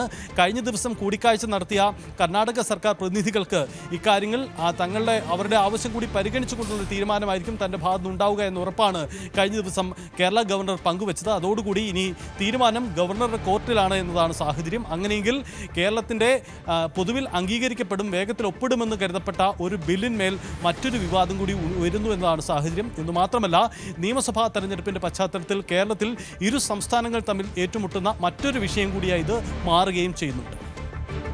ശരി. വധഭീഷണിയുടെ പശ്ചാത്തലത്തിൽ പശ്ചിമ ബംഗാൾ ഗവർണർ CV ആനന്ദബോസിന്റെ സുരക്ഷ ശക്തമാക്കി. വ്യാഴാഴ്ച രാത്രിയാണ് ബംഗാൾ ഗവർണർക്ക് ഭീഷണി സന്ദേശം ലഭിച്ചത്. വിവരം ആഭ്യന്തര മന്ത്രാലയത്തെ അറിയിക്കുകയും ഗവർണറുടെ സുരക്ഷ വർദ്ധിപ്പിച്ചതായും ലോക്ഭവൻ അറിയിച്ചു. എന്നാൽ ഭീഷണിക്ക് വഴങ്ങിയുള്ള നിലപാടിലാണ് ഗവർണർ. സുരക്ഷാ സേനയുടെ അകമ്പടിയില്ലാതെ കൊൽക്കത്തയിലെ തെരുവിലൂടെ നടക്കുമെന്നാണ് CV ആനന്ദബോസിന്റെ പ്രഖ്യാപനം. There has been a threat. The police have arrested the culprit. Certainly they will investigate. If there is anything beyond that, that will also be established. I, for one, do not care for such threats. I am with the people. I am very confident people of Bengal will protect me. Trinamool കോൺഗ്രസിന്റെ തെരഞ്ഞെടുപ്പ് തന്ത്ര സ്ഥാപനമായ ഐപാക്കിന്റെ ഓഫീസിലെ റെയ്ഡിനെ ചൊല്ലി കേന്ദ്രവും ബംഗാൾ സർക്കാരും തമ്മിലുള്ള പോര് കടക്കുന്നു. ഇഡിയെ രാഷ്ട്രീയമായി ഉപയോഗിക്കുന്നുവെന്ന് ആരോപിച്ച് കേന്ദ്ര ആഭ്യന്തര മന്ത്രാലയത്തിന് മുന്നിൽ പ്രതിഷേധിച്ച തൃണമൂൽ MPമാരെ അറസ്റ്റ് ചെയ്ത് നീക്കി.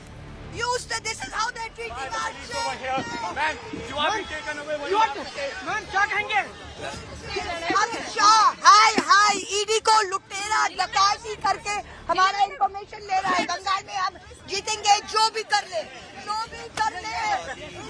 तो हम हरा के रखेंगे.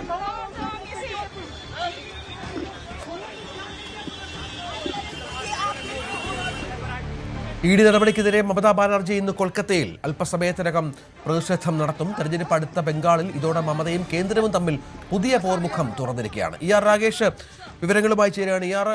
ഇതൊരു പുതിയ സാഹചര്യമാണ്. കേന്ദ്രവും മമതയും തമ്മിലുള്ള തർക്കം പുതിയല്ല, പക്ഷേ ഇപ്പോൾ ED റെയ്ഡുമായി ബന്ധപ്പെട്ടാണ്. എത്രത്തോളം കലുഷിതമാണ് സാഹചര്യം? അതെ രഞ്ജിത്ത്, കലുഷിതമാണ് സാഹചര്യം. കാരണം ബംഗാളിൽ മാത്രമല്ല ഡൽഹിയിലും പ്രതിഷേധങ്ങളും സമരങ്ങളും നടന്നുകൊണ്ടിരിക്കുകയാണ്. കാരണം ഇന്നലെ പ്രദീപ് ജെയിൻ ഐപാക്കിന്റെ ചെയർമാനാണ് അദ്ദേഹം. ഒപ്പം തന്നെ തൃണമൂൽ കോൺഗ്രസിന്റെ തെരഞ്ഞെടുപ്പ് തന്ത്രവും ഒപ്പം അവരുടെ IT സെല്ലും കൈകാര്യം ചെയ്യുന്നത് പ്രദീപ് ജെയിനാണ്. പ്രദീപ് ജെയിനിന്റെ വീടിലും വസതിയിലും ഉൾപ്പെടെ 15 കേന്ദ്രങ്ങൾ റെയ്ഡ് നടന്നു. അതാണ് ഇപ്പോൾ ഉണ്ടായിരിക്കുന്ന കേന്ദ്രവും ബംഗാൾ സർക്കാരും തമ്മിലുള്ള പോരിലേക്ക് വഴിവെച്ചിരിക്കുന്നത്. ഇന്നലെ മമതാ ബാനർജി ഈ റെയ്ഡ് നടക്കുന്ന സമയത്ത് തന്നെ അവിടെ എത്തി, ഈ രണ്ടിടങ്ങളിലും എത്തി, വീട്ടിലും ഒപ്പം തന്നെ ഓഫീസിലും എത്തി. അതിനുശേഷം മമത പറഞ്ഞത് തെരഞ്ഞെടുപ്പുമായി ബന്ധപ്പെട്ടുകൊണ്ടുള്ള തൃണമൂൽ കോൺഗ്രസ് തന്ത്രങ്ങൾ, പിന്നെ സ്ഥാനാർത്ഥികൾ ആരായിരിക്കണം തുടങ്ങിയ രേഖകളെല്ലാം തന്നെ, നിർണായക രേഖകളൊക്കെ തന്നെ പിടിച്ചെടുത്തു ED എന്ന ആരോപണമാണ് മമത ഉന്നയിച്ചത്. ഇതിൽ പ്രതിഷേധിച്ചുകൊണ്ടാണ് ഇന്നിപ്പോഴേതായാലും കേന്ദ്ര ആഭ്യന്തര മന്ത്രാലയത്തിലേക്ക് തൃണമൂൽ കോൺഗ്രസിന്റെ MP-മാർ ഇന്ന് മാർച്ച് നടത്തിയത്. ഒപ്പം തന്നെ അമിത്ഷായുടെ വസതിക്ക് മുന്നിലും പ്രതിഷേധിച്ചു. ഡെറിക് ഒബ്രൈൻ ഒപ്പം തന്നെ തുടങ്ങിയ എല്ലാ ശതാബ്ദി റോയ് തുടങ്ങിയ MP-മാരൊക്കെ തന്നെ ഈ പ്രതിഷേധത്തിൽ പങ്കെടുക്കുകയും ചെയ്തു. അവരെ പിന്നീട് പോലീസ് അറസ്റ്റ് ചെയ്ത് നീക്കുകയായിരുന്നു. ഈ MP-മാർ എല്ലാവരും തന്നെ ഇപ്പോൾ ഉള്ളത് പാർലമെന്റ് സ്ട്രീറ്റ് പോലീസ് സ്റ്റേഷനിലാണ്. അവിടെയും MP-മാരുടെ പ്രതിഷേധം തുടരുകയാണ്. MP-മാർ ചൂണ്ടിക്കാണിക്കുന്ന പ്രധാനപ്പെട്ട കാര്യം കേന്ദ്ര അന്വേഷണ ഏജൻസികളെ രാഷ്ട്രീയ നേട്ടത്തിനായി ഉപയോഗിക്കുന്നു, എതിരാളികളെ പകപോക്കാനായി ഉപയോഗിക്കുന്നു എന്ന ആരോപണമാണ് അവർ ഉന്നയിക്കുകയും ചെയ്യുന്നത്. ഏതായാലും MP-മാർ ഇപ്പോഴും പോലീസ് സ്റ്റേഷൻ തുടരുകയാണ്. അവിടെ അവർ പ്രതിഷേധിക്കുകയാണ്. മമതാ ബാനർജിയും അല്പസമയത്തിനകം തന്നെ പ്രതിഷേധവുമായി തെരുവിലിറങ്ങുന്നുണ്ട്. അത്തരത്തിൽ ED-ക്കെതിരെ വലിയൊരു പ്രതിഷേധം സംഘടിപ്പിക്കുക എന്ന ലക്ഷ്യം തന്നെയാണ്. അങ്ങനെ അതിനെ രാഷ്ട്രീയ നേട്ടമായി ഉപയോഗപ്പെടുത്തുക എന്ന ലക്ഷ്യം തന്നെയാണ് ഇപ്പോൾ ഏതായാലും ഈ ഘട്ടത്തിൽ തൃണമൂൽ കോൺഗ്രസിനുള്ളത്. രഞ്ജിത്ത്. രാകേഷ് വിവരങ്ങൾ പങ്കുവച്ചു. ജോലിക്ക് പകരം ഭൂമി കുംഭകോണ കേസിൽ RJD നേതാവ് ലാലു പ്രസാദ് യാദവിനും കുടുംബത്തിനും തിരിച്ചടി. ഡൽഹി റോസ് അവന്യൂ കോടതിയിൽ കുറ്റം ചുമത്തി ലാലു, ഭാര്യ റാബറി ദേവി, മക്കളായ മിസാ ഭാരതി, തേജ് പ്രതാപ് യാദവ്, തേജസ്വി യാദവ് എന്നിവർ ഇതോടെ വിചാരണ നേരിടണം. ലാലുവും കുടുംബവും ക്രിമിനൽ സിൻഡിക്കേറ്റായി പ്രവർത്തിച്ചുവെന്ന് കോടതി പരാമർശിച്ചു. അഴിമതി, വഞ്ചന, ക്രിമിനൽ ഗൂഢാലോചന എന്നീ കുറ്റങ്ങൾ പ്രഥമദൃഷ്ട്യാ തെളിയിക്കപ്പെട്ടിട്ടുണ്ടെന്നും കോടതി പറഞ്ഞു. അഴിമതി നിരോധന നിയമത്തിലെ വകുപ്പുകൾ പ്രകാരമാണ് ലാലുവിനെതിരെ കുറ്റം ചുമത്തിയതെങ്കിൽ വഞ്ചന, ഗൂഢാലോചന എന്നീ കുറ്റങ്ങളാണ് കുടുംബാംഗങ്ങൾക്കെതിരെ ചുമത്തിയിരിക്കുന്നത്. ഒന്നാം UPA സർക്കാരിൽ ലാലു റെയിൽവേ മന്ത്രിയായിരിക്കെ നിയമങ്ങൾക്ക് ഭൂമി കൈക്കൂലിയായി വാങ്ങിയെന്നാണ് കേസ്. ഉത്തര അറ്റ്ലാന്റിക് സമുദ്രത്തിൽ US പിടിച്ചെടുത്ത വെനസ്വേലയുടെ എണ്ണക്കപ്പലിൽ 3 ഇന്ത്യക്കാരും 28 ജീവനക്കാരിൽ റഷ്യ, യുക്രൈൻ, ജോർജിയ പൗരന്മാരും ഉൾപ്പെടുന്നു. അതേസമയം വെനസ്വേലയിൽ നിന്നുള്ള എണ്ണക്കപ്പലുകൾക്ക് അമേരിക്ക പൂർണ്ണ വിലക്ക് ഏർപ്പെടുത്തി. വിലക്ക് ലംഘിച്ച് എണ്ണ കടത്തുന്നുവെന്ന് ആരോപിച്ചാണ് നടപടി. റഷ്യൻ അന്തർവാഹിനിയുടെ അകമ്പടിയിൽ പോയ മാരിനേന എന്ന എണ്ണക്കപ്പലാണ് US പിടിച്ചെടുത്തത്. വെനസ്വേലയിൽ നിന്ന് എണ്ണ കടത്തുകയാണെന്ന് ആരോപിച്ചായിരുന്നു ആഴ്ചകളോളം കപ്പലിനെ പിന്തുടർന്ന ശേഷം US സൈന്യം കപ്പൽ പിടിച്ചെടുത്തത്. ബെല്ല 1 എന്ന പേരിൽ അറിയപ്പെട്ടിരുന്ന കപ്പൽ അടുത്തിടെയാണ് മാരിനേന എന്ന് പേര് മാറ്റിയത്. US സൈനിക ഹെലികോപ്റ്ററുകൾ കപ്പലിന് മുകളിൽ വട്ടമിടുന്നതിന്റെ ദൃശ്യങ്ങളും പുറത്തു വന്നിരുന്നു. നേരത്തെ കരീബിയൻ കടലിൽ വെനസ്വേലയുടെ മറ്റൊരു എണ്ണക്കപ്പലും US സേന പിടിച്ചെടുത്തിരുന്നു. ബന്ദികളാക്കപ്പെട്ട നാവികരിൽ 17 പേർ യുക്രൈനിൽ നിന്നുള്ളവരാണ്. 6 പേർ ജോർജിയയിൽ നിന്നും 3 പേർ ഇന്ത്യയിൽ നിന്നും 2 പേർ റഷ്യൻ പൗരന്മാരുമാണ്. ഇവരെ എപ്പോൾ മോചിപ്പിക്കുമെന്ന് അമേരിക്ക വ്യക്തമാക്കിയിട്ടില്ല. റഷ്യൻ പതാക കണ്ടാണ് കപ്പൽ പിടിച്ചെടുത്തത്. ഇത് എണ്ണക്കപ്പലാണെന്നാണ് പുറത്തുവരുന്ന വിവരം. US കോസ്റ്റ് ഗാർഡും US നേവിയും ചേർന്നാണ് കപ്പൽ പിടിച്ചെടുത്തത്. അമേരിക്കൻ നടപടിയെ കടൽക്കൊള്ളയെന്നായിരുന്നു റഷ്യയുടെ പ്രതികരണം. റഷ്യൻ പതാകയുള്ള കപ്പൽ അകാരണമായി പിടിച്ചെടുക്കുന്നത് റഷ്യയെ ആക്രമിക്കുന്നതിന് തുല്യമാണ്. ഇത്തരം സാഹചര്യത്തിൽ മറുപടിയായി ആണവായുധം ഉപയോഗിക്കാൻ പോലും റഷ്യയിലെ സൈനിക നിയമം അനുവദിക്കുന്നുണ്ടെന്നും റഷ്യ മുന്നറിയിപ്പ് നൽകി. തങ്ങളുടെ പൗരന്മാരെ വിട്ടയക്കണമെന്നാവശ്യപ്പെട്ട് ഇന്ത്യൻ വിദേശകാര്യ മന്ത്രാലയവും ചർച്ചകൾ തുടരുകയാണ്. News desk, News 18. ഇറാനിലെ സർക്കാർ വിരുദ്ധ പ്രക്ഷോഭകരെ പ്രശംസിച്ച് അമേരിക്കൻ പ്രസിഡന്റ് ഡൊണാൾഡ് ട്രംപ്. ആയിരങ്ങൾ തെരുവിലിറങ്ങിയ പ്രതിഷേധം ആവേശവും അവിശ്വസനീയവുമാണെന്നായിരുന്നു ട്രംപിന്റെ പ്രശംസ. ഇതിനിടെ ജനകീയ പ്രക്ഷോഭം ആളിക്കത്തുന്ന ഇറാനിൽ യുദ്ധസന്നാഹങ്ങൾ അമേരിക്ക ശക്തമാക്കി.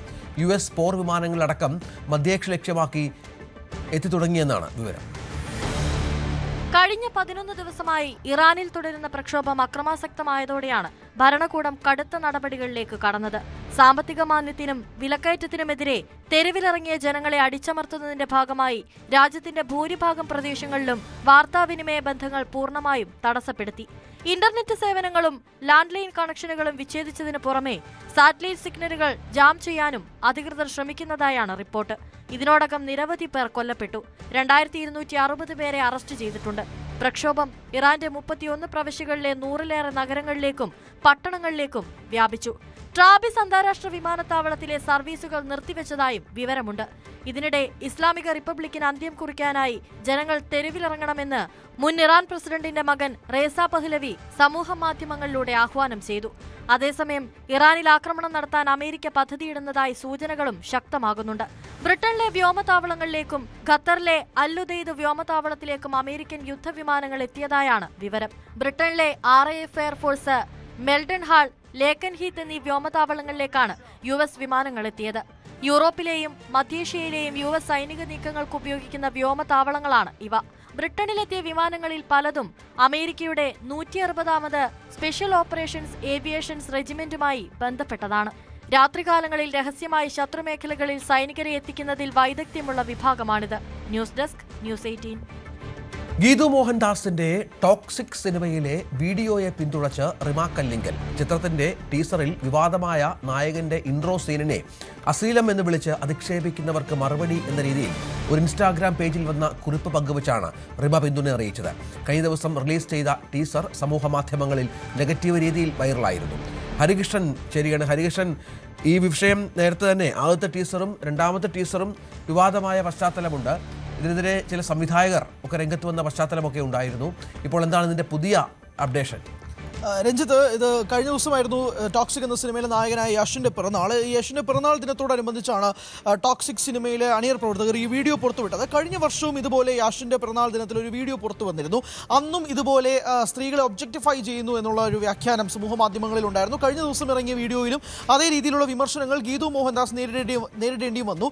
ഗീതുവിനെതിരെ ഉന്നയിക്കുന്ന പ്രധാനപ്പെട്ട ആക്ഷേപം എന്ന് പറയുന്നത് WCC അംഗവും കൂടിയായിരുന്ന ഗീതു മോഹൻദാസ് ഡബിൾ സ്റ്റാൻഡേർഡ് നിലപാടെടുക്കുന്നു എന്നുള്ളതാണ്. അതായത് സ്ത്രീകളെ ഒബ്ജക്ടിഫൈ ചെയ്യുന്ന നിലപാട് സിനിമകളിൽ നിന്ന് മാറണമെന്ന് പറഞ്ഞിരുന്ന ഗീതു മോഹൻദാസ് സംസ്ഥാനം മാറിയപ്പോഴേക്കും അത് മാറുന്നൊരു ഘട്ടത്തിലേക്ക് നീങ്ങുകയോ സ്വന്തം സിനിമയിൽ തന്നെ ഇതുപോലെ സ്ത്രീകളെ ഒബ്ജക്ടിഫൈ ചെയ്യുന്ന നിലയിലേക്ക് വീഡിയോ ചിത്രീകരിച്ചത് ഉൾപ്പെടെയുള്ള വിമർശനങ്ങളാണ് ഗീതു കേൾക്കേണ്ടി വന്നത്. ഏതായാലും റിമ കല്ലിങ്കൽ ഇപ്പോൾ പരസ്യമായിട്ട് തന്നെ ഗീതുവിനെ പിന്തുണച്ചുകൊണ്ട് രംഗത്തെത്തിയിരിക്കുകയാണ്. അതായത് രണ്ട് കഥാപാത്രങ്ങൾ പരസ്പര സമ്മതപ്രകാരം ലൈംഗിക ബന്ധത്തിൽ ഏർപ്പെടുന്നതിൽ എങ്ങനെയാണ് നിങ്ങൾക്ക് ഒരു പ്രശ്നം കാണാൻ സാധിക്കുന്നത് എന്നുള്ളത് ചോദിക്കുന്നു. റിമ കോട്ട് ചെയ്യുന്ന കുറച്ചധികം സിനിമകളും കൂടിയുണ്ട്. All We Imagine As Light, 4 Years, Mayanadi, ഈ സിനിമകളിലൊക്കെ തന്നെ ഇതുപോലുള്ള രംഗങ്ങളുണ്ട്. ഇപ്പോൾ ഏറ്റവും ഒടുവിൽ DS ഇറ എന്ന സിനിമയിൽ അതുല്യയ്ക്ക് നേരിടേണ്ടി വന്ന സൈബർ ആക്രമണങ്ങൾ ഉൾപ്പെടെ റിമ ചോദിക്കുന്നുണ്ട്. അതായത് അതിൽ പ്രണവ് മോഹൻലാലും അതുല്യ ചന്ദ്രനും ഒരുമിച്ചുള്ള ഒരു ലൈംഗിക ബന്ധ രംഗമുണ്ട്. അതിനകത്ത് അതുല്യ എത്രമാത്രം സോഷ്യൽ മീഡിയ വിമർശിച്ചുവെന്നും പ്രണവിനെ ഒരു തരത്തിൽ പോലും ആരും വിമർശിക്കാത്ത രംഗവും സിറ്റുവേഷനുണ്ട്. അപ്പോൾ സ്ത്രീകൾ മാത്രം ഇങ്ങനെ വിമർശിക്കുന്ന ഒരു സൊസൈറ്റിയുടെ കണ്ണ് ഇതാണ് ചൂണ്ടിക്കാണിച്ചുകൊണ്ട് റിമ ഈ പോസ്റ്റുമായി എത്തിയിരിക്കുന്നത്. കഴിഞ്ഞ ദിവസം ഈ ടോക്സിക്കിന്റെ വീഡിയോ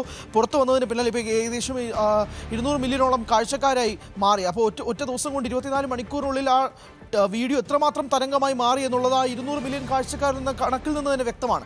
അങ്ങനെയുള്ളൊരു വീഡിയോയാണ് ഇപ്പോൾ ഗീതു മോഹൻദാസിനെതിരെ ശക്തമായ രീതിയിൽ സമൂഹ മാധ്യമങ്ങൾ ഒട്ടാകെ തന്നെ വന്നത്. ഇതിന് പിന്തുണച്ചുകൊണ്ടാണ് റിമ കല്ലിങ്കലും ദിവ്യപ്രഭയും ഉൾപ്പെടെയുള്ള താരങ്ങൾ ഇപ്പോൾ ഗീതുവിനെ പിന്തുണച്ചുകൊണ്ട് രംഗത്തെത്തുന്നത്. ഇപ്പോഴും സമൂഹ മാധ്യമങ്ങളിൽ അധിക്ഷേപം തന്നെ തുടരുകയാണ്.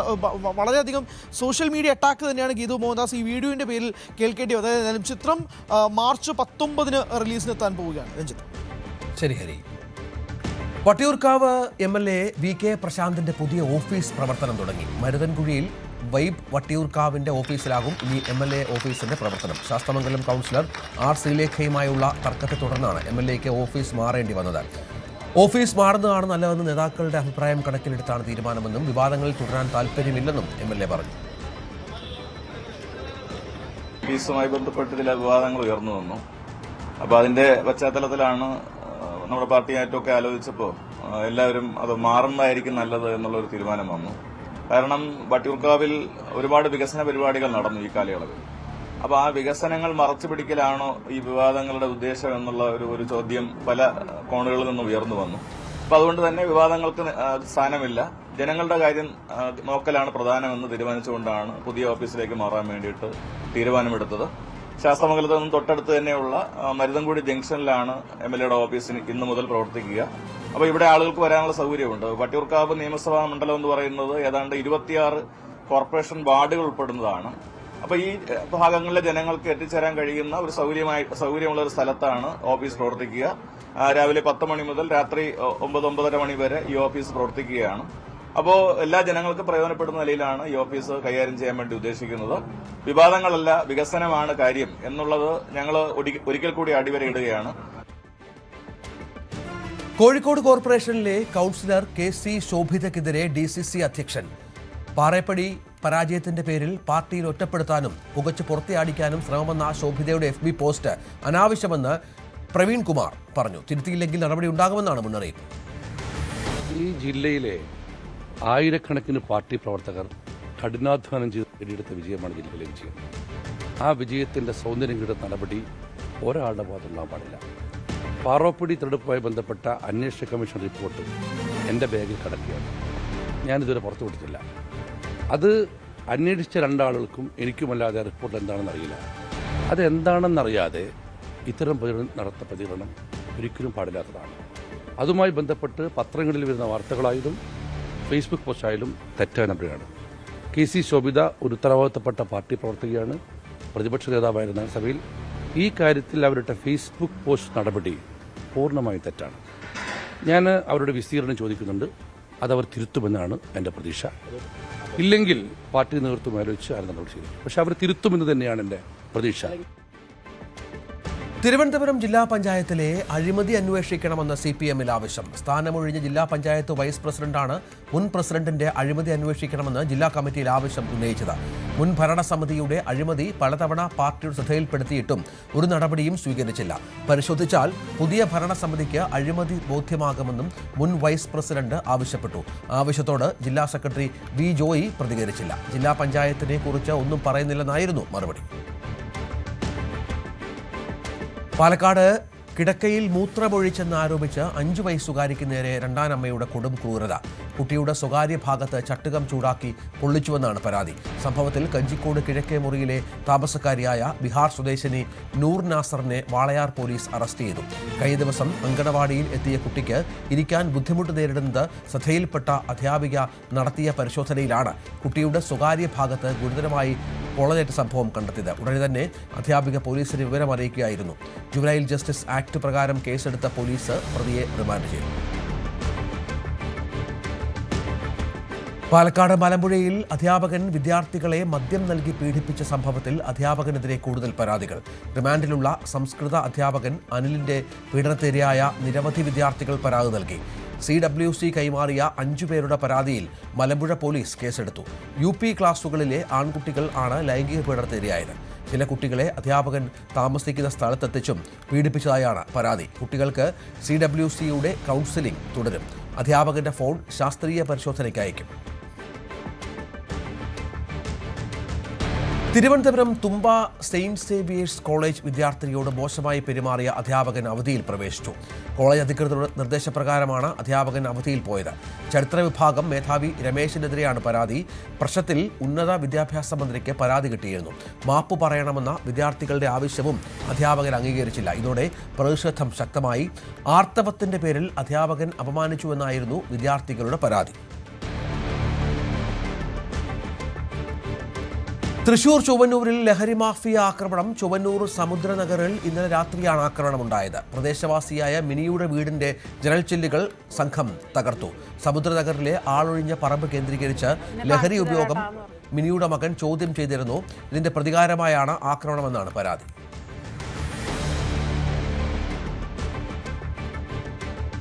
തിരുവനന്തപുരം അഞ്ചുതെങ്ങിൽ പോലീസ് ഉദ്യോഗസ്ഥനെ മരിച്ച നിലയിൽ കണ്ടെത്തി. അഞ്ചുതെങ്ങ് പോലീസ് സ്റ്റേഷനിലെ ASI ആയിരുന്ന K. ഷിബുമോനെയാണ് വീട്ടിലെ കിടപ്പുമുറിയിൽ തൂങ്ങി മരിച്ച നിലയിൽ കണ്ടെത്തിയത്. 2.5 വർഷമായി സ്റ്റേഷനിൽ ജോലി ചെയ്തു വരികയാണ്. ഇന്ന് രാവിലെയാണ് മൃതദേഹം കണ്ടത്. സ്റ്റേഷൻ PRO കൂടിയാണ് ഇദ്ദേഹം.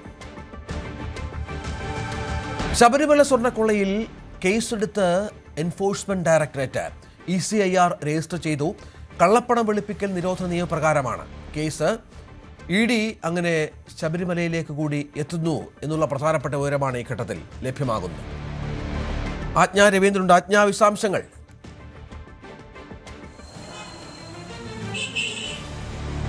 രഞ്ജിത്ത് ECIR രജിസ്റ്റർ ചെയ്ത് കഴിഞ്ഞു. ED ശബരിമല സ്വർണ്ണക്കൊള്ളയുമായി ബന്ധപ്പെട്ട നേരത്തെ തന്നെ SIT ഇതുമായി ബന്ധപ്പെട്ടുള്ള വിവരങ്ങൾ നൽകാൻ തയ്യാറാകാത്തതിനെ തുടർന്ന് കൊല്ലം കോടതിയുടെ ഉത്തരവായിരുന്നു. EDക്ക് അതിന്റെ വിവരങ്ങൾ നൽകണമെന്നുള്ളത് കൊല്ലം കോടതിയുടെ ഉത്തരവായിരുന്നു. അതിനുശേഷം ആ വിവരങ്ങൾ ശേഖരിച്ച ശേഷം അതിൽ നിന്നാണ് ഈ ED PMLA വകുപ്പുകൾ ചുമത്തി PMLAയുടെ വിവിധ വകുപ്പുകൾ ചുമത്തിയാണ് ECIR രജിസ്റ്റർ ചെയ്തിരിക്കുന്നത്. എന്തായാലും ECI കൂടി ആദ്യമേ ഒരു കേന്ദ്ര ഏജൻസി കൂടി ശബരിമല സ്വർണ്ണക്കൊള്ളയുമായി ബന്ധപ്പെട്ടുള്ള അന്വേഷണവുമായി ബന്ധപ്പെട്ട് വരികയാണ്. നേരത്തെ തന്നെ ED ഇതുമായി ബന്ധപ്പെട്ടുള്ള ആവശ്യങ്ങൾ ഉന്നയിച്ചിരുന്നെങ്കിലും SIT അതിന്റെ വിവരങ്ങൾ നൽകാൻ തയ്യാറായിരുന്നില്ല. ആ ഒരു സാഹചര്യത്തിൽ EDക്ക് വിവരങ്ങൾ ലഭിച്ച ശേഷം അത് പഠിച്ച ശേഷം അതിൽ എന്തൊക്കെ സാധ്യതകളുണ്ട് എന്നുള്ള വിലയിരുത്തലിന് ശേഷമാണ് ED ECIR രജിസ്റ്റർ ചെയ്തത്. EDക്ക് നേരിട്ട് കേസെടുക്കാൻ കഴിയാത്ത സാഹചര്യമുണ്ട്. ഒരു FIR രജിസ്റ്റർ ചെയ്ത കേസിൽ മാത്രമേ EDക്ക് രേഖകൾ ഇതുമായി ബന്ധപ്പെട്ട് ECIR രജിസ്റ്റർ ചെയ്യാൻ കഴിയുള്ളൂ. അത്തരത്തിൽ ED ഇപ്പോൾ നിലവിൽ അന്വേഷണവുമായി മുന്നോട്ട് പോവുകയാണ്. ഇതിൽ ഇപ്പോൾ റിമാൻഡിൽ കഴിയുന്ന പ്രതികൾ ഉൾപ്പെടെ SIT പ്രതികളാക്കി ചുമത്തിയിട്ടുള്ളവരുടെ എല്ലാം വിശദാംശങ്ങൾ പരിശോധിക്കും. അവരെയൊക്കെ ചോദ്യം ചെയ്യുന്ന സാഹചര്യത്തിലേക്ക് ED പോകുമെന്നാണ് മനസ്സിലാക്കാൻ കഴിയുന്നത്. ശബരിമലയിൽ നടന്നിട്ടുള്ള സ്വർണ്ണക്കൊള്ളയുമായി ബന്ധപ്പെട്ടും PMLA വകുപ്പ് പ്രകാരം കള്ളപ്പണ ഇടപാടുകൾ നടന്നിട്ടുണ്ടോ എന്നുള്ളതാണ് ED പരിശോധിക്കുക. എന്തായാലും ED ഈ വിഷയത്തിൽ ഇടപെട്ടിരിക്കുകയാണ് എന്നുള്ള കാര്യമാണ് മനസ്സിലാക്കാൻ കഴിയുന്നത്. മാത്രമല്ല ഇതുമായി ബന്ധപ്പെട്ട EDക്ക് ഈ അറസ്റ്റ് രേഖപ്പെടുത്തുന്ന നടപടികളിലേക്ക് കടക്കാനാവില്ല. പക്ഷേ എന്നിരുന്നാലും ചോദ്യം ചെയ്ത ശേഷം പ്രതികളുടെ വിവരങ്ങൾ കോടതിയെ ധരിപ്പിച്ച ശേഷം കോടതിയിൽ റിപ്പോർട്ട് നൽകുകയാണ് EDയുടെ ഒരു രീതി. എന്തായാലും തുടർ നടപടികൾ ഉണ്ടാകും കോടതിയുടെ ഉത്തരവ് പ്രകാരം എന്നാണ് തുടർ നടപടികൾ ഉണ്ടാവുകയാണ് പതിവ്. എന്തായാലും ED ഈ വിഷയത്തിൽ ഇടപെട്ടിരിക്കുന്നു. തുടർ നടപടികൾ ഉണ്ടാകും. മിനിയാന്നാണ് 2 ദിവസം മുൻപാണ് EDക്ക് ഇതുമായി ബന്ധപ്പെട്ടുള്ള ഉത്തരവ് ലഭിച്ചത്, രേഖകൾ ലഭിച്ചത്. ഇന്നലെ കഴിഞ്ഞ ദിവസം ഈ PV അൻവറുമായി ബന്ധപ്പെട്ടുള്ള ചില കാര്യങ്ങളുമായി ബന്ധപ്പെട്ട ED ഉദ്യോഗസ്ഥർ കൊച്ചിയിലെ സോണൽ ഓഫീസിൽ അതുമായി ബന്ധപ്പെട്ടുള്ള ഉദ്യോഗസ്ഥരെല്ലാം അതുമായി ബന്ധപ്പെട്ടുള്ള തിരക്കിലായിരുന്നു. അതിനുശേഷം ഇന്നാണ് ECIR രജിസ്റ്റർ ചെയ്ത ED നടപടിക്രമങ്ങളിലേക്ക് കടന്നിരിക്കുന്നത്. എന്തായാലും ശബരിമല സ്വർണ്ണക്കൊള്ളയുമായി ബന്ധപ്പെട്ടുള്ള എല്ലാ വിവരങ്ങളും EDക്ക് SIT കൈമാറിയിട്ടുണ്ട്. ആ വിവരങ്ങൾ അനുസരിച്ച് CPM നേതാക്കൾ ഉൾപ്പെടെയുള്ള അത് പത്മകുമാർ, പ്രശാന്ത് തുടങ്ങിയ ആളുകൾ ഉൾപ്പെടെ NVAS ഉൾപ്പെടെയുള്ള ആളുകൾ ഉൾപ്പെടെ ചോദ്യം ചെയ്യലിൽ EDയുടെ പരിധിയിലേക്ക് വരുമെന്നാണ് മനസ്സിലാക്കാൻ കഴിയുന്നത്. എന്തായാലും ഈ കേസുമായി ബന്ധപ്പെട്ട SIT കേസിൽ പ്രതി ചേർത്തിരിക്കുന്ന എല്ലാ പ്രതികളെയും ഉൾപ്പെടുത്തിക്കൊണ്ട് തന്നെയായിരിക്കും EDയുടെ അന്വേഷണം മുന്നോട്ട് പോവുക. എന്തായാലും കള്ളപ്പണ കേസ് PMLA വകുപ്പുകൾ പ്രകാരമുള്ള വിവിധ വകുപ്പുകളാണ് ഇതുമായി ബന്ധപ്പെട്ട ECIRുമായി ബന്ധപ്പെട്ട ED ചുമത്തിയിരിക്കുന്നത്. അങ്ങനെ സ്വർണ്ണക്കൊള്ളയുമായി ബന്ധപ്പെട്ട കേന്ദ്ര ഏജൻസിയുടെ ഇടപെടൽ കൂടി ഉണ്ടായിരിക്കുകയാണ്. ശരി. ശബരിമലയിൽ തിരക്ക് തുടരുകയാണ്. ഉച്ചവരെ 45,000-ത്തിലധികം തീർത്ഥാടകർ സന്നിധാനത്തെത്തി. രാവിലെ ഉണ്ടായിരുന്ന കനത്ത തിരക്ക് ഉച്ചയോടെ നിയന്ത്രണ വിധേയമായി. ഇന്നലെ 95,690 തീർത്ഥാടകരാണ് ദർശനം നടത്തിയത്. മകരവിളക്കിന് ദിവസങ്ങൾ മാത്രം ശേഷിക്കെ ശബരിമല സന്നിധാനത്ത് വലിയ തിരക്കാണ് അനുഭവപ്പെടുന്നത്. ഇന്നലെയും 95,000-ത്തിലധികം തീർത്ഥാടകർ സന്നിധാനത്തെത്തി. ഇന്നും നല്ല തിരക്കാണ് അനുഭവപ്പെടുന്നത്. രാവിലെ ശബരിപീഠം വരെ തീർത്ഥാടകരുടെ വരി നീണ്ടിരുന്നു. പക്ഷേ ഉച്ചയോടെ സാധാരണ രീതിയിൽ തന്നെ തിരക്ക് കുറയുകയും ഇപ്പോൾ മരക്കൂട്ടം വരെ തീർത്ഥാടകർ വരി നീണ്ട ഒരു സാഹചര്യമാണ് നിലവിലുള്ളത്. പമ്പയിൽ നിന്ന് സന്നിധാനത്തെത്താൻ ഏറ്റവും ചുരുങ്ങിയത് 7-8 മണിക്കൂറൊക്കെ കാത്തു നിൽക്കേണ്ട സാഹചര്യം നിലവിലുണ്ട്. വരും ദിവസങ്ങളിൽ സമാനമായ ഒരു തിരക്ക് തന്നെയാണ് പ്രതീക്ഷിക്കുന്നത്. ഈ ഒരു തിരക്ക് മുന്നിൽ കണ്ട് ഇനിയുള്ള ദിവസങ്ങളിൽ തീർത്ഥാടകരുടെ എണ്ണത്തിൽ അല്പം നിയന്ത്രണം വരുത്താനുള്ള നടപടികളും ദേവസ്വം ബോർഡിന്റെ ഭാഗത്ത് നിന്ന് ഉണ്ടാകും. പ്രത്യേകിച്ച് ജനുവരി 14 തീയതിയാണ് മകരവിളക്കുള്ളത്. 13-ാം തീയതി 40,000 പേർക്ക് മാത്രമാണ് പ്രവേശനം അനുവദിച്ചിരിക്കുന്നത്. 35,000 പേർക്ക് വെർച്വൽ ക്യൂവും 5,000 പേർക്ക് സ്പോട്ട് ബുക്കിംഗ് വഴിയാണ് അന്നേ ദിവസം ദർശനത്തിന് അനുവാദം ഉണ്ടാവുക. 14-ാം തീയതി അതായത് മകരവിളക്കിൻ്റെ അന്ന് 30,000 പേർക്കാണ് വെർച്വൽ ക്യൂ വഴി ദർശനത്തിന് സാഹചര്യം ഉണ്ടാവുക. 5,000 പേർക്ക് സ്പോട്ട് ബുക്കിംഗ് നൽകും. പക്ഷേ ഇതിൻ്റെയൊക്കെ പ്രധാനപ്പെട്ട ഒരു കാര്യം ഈ ദിവസങ്ങളിലൊക്കെ ഇതിനു മുൻപേ എത്തിയ തീർത്ഥാടകർ സന്നിധാനത്ത് തമ്പടിക്കുന്ന ഒരു സാഹചര്യം ഉണ്ടാകും. അപ്പോൾ അതെല്ലാം മുൻകൂട്ടി കണ്ടുള്ള ഒരുക്കങ്ങളാണ് ഇവിടെ പുരോഗമിക്കുന്നത്. അതേപോലെ തന്നെ പോലീസിൻ്റെ പുതിയ ബാച്ചും ഇന്ന് ചുമതലയേറ്റു. സുജിദാസ് IPS ആണ് ഈ സന്നിധാനത്തെ സുരക്ഷാ ചുമതലകളുടെ നിയന്ത്രണത്തിലുള്ള ഉദ്യോഗസ്ഥൻ. ഇനി മകരവിളക്ക് കഴിയുന്നവരേക്കും കൂടുതൽ ഉദ്യോഗസ്ഥർ RAFിൻ്റെയും പോലീസിൻ്റെയും കൂടുതൽ ഉദ്യോഗസ്ഥർ ഈ ദിവസങ്ങളിലെ തിരക്ക് കണക്കാക്കി ഇവിടെ ഡ്യൂട്ടിക്കായി നിയോഗിക്കപ്പെട്ടിരിക്കുന്നുണ്ട്. എന്നാണെങ്കിലും വലിയ തിരക്ക് അനുഭവപ്പെടുന്ന ഒരു സാഹചര്യം തന്നെയാണ് സന്നിധാനത്തുള്ളത്. ഇന്ന് രാവിലത്തെ തിരക്ക് ഉച്ചയോടെ അല്പം കുറഞ്ഞിട്ടുണ്ടെങ്കിലും തിരക്ക് തീർത്ഥാടകരെ സംബന്ധിച്ച് 7-8 മണിക്കൂർ ഏറ്റവും ചുരുങ്ങിയത് കാത്തു നിൽക്കേണ്ട സാഹചര്യം തന്നെയാണ് നിലവിലുള്ളത്. സന്നിധാനത്ത് നിന്നും CB അനുമോദ്, ന്യൂസ് 18. പാലക്കാട് വടവന്നൂരിൽ ബസ് നിയന്ത്രണം വിട്ട് തോട്ടിലേക്ക് മറിഞ്ഞു. കൊല്ലങ്കോട് നിന്ന് വണ്ടിത്താവളത്തിലേക്ക് പോയ സ്വകാര്യ ബസ്സാണ് പോക്കുന്നി ഭാഗത്ത് അപകടത്തിൽപ്പെട്ടത്. നിരവധി യാത്രക്കാർക്ക് പരിക്ക് പറ്റി. ആരുടെയും പരിക്ക് ഗുരുതരമല്ല.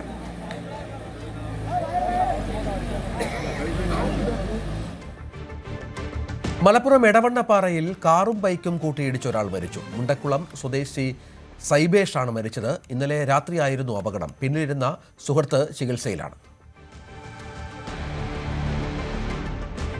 ഇടുക്കിയിൽ ടോറസ് ലോറി വീടിന് മുകളിലേക്ക് മറിഞ്ഞ അപകടം. നെടുങ്കണ്ടം താന്നിമൂട് സ്വദേശി അബ്ദുൾ റസാഖിന്റെ വീടിന് മുകളിലേക്കാണ് ലോറി മറിഞ്ഞത്. വീട്ടിലുണ്ടായിരുന്നവർ തലനാഴിഴയ്ക്കാണ് രക്ഷപ്പെട്ടത്. രാവിലെ 10:30യോടെയാണ് അപകടം.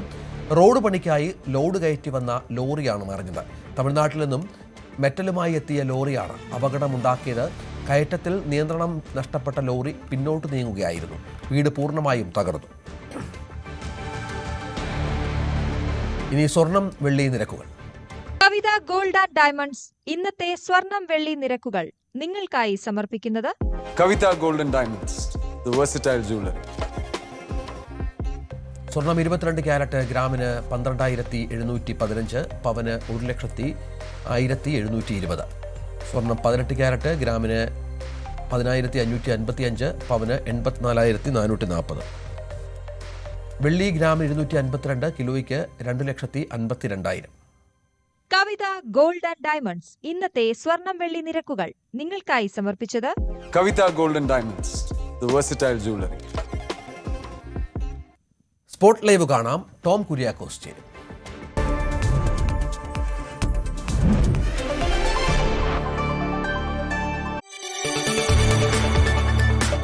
കൂടുതൽ വാർത്തകൾക്ക് News 18 Keralam YouTube channel subscribe ചെയ്യുക.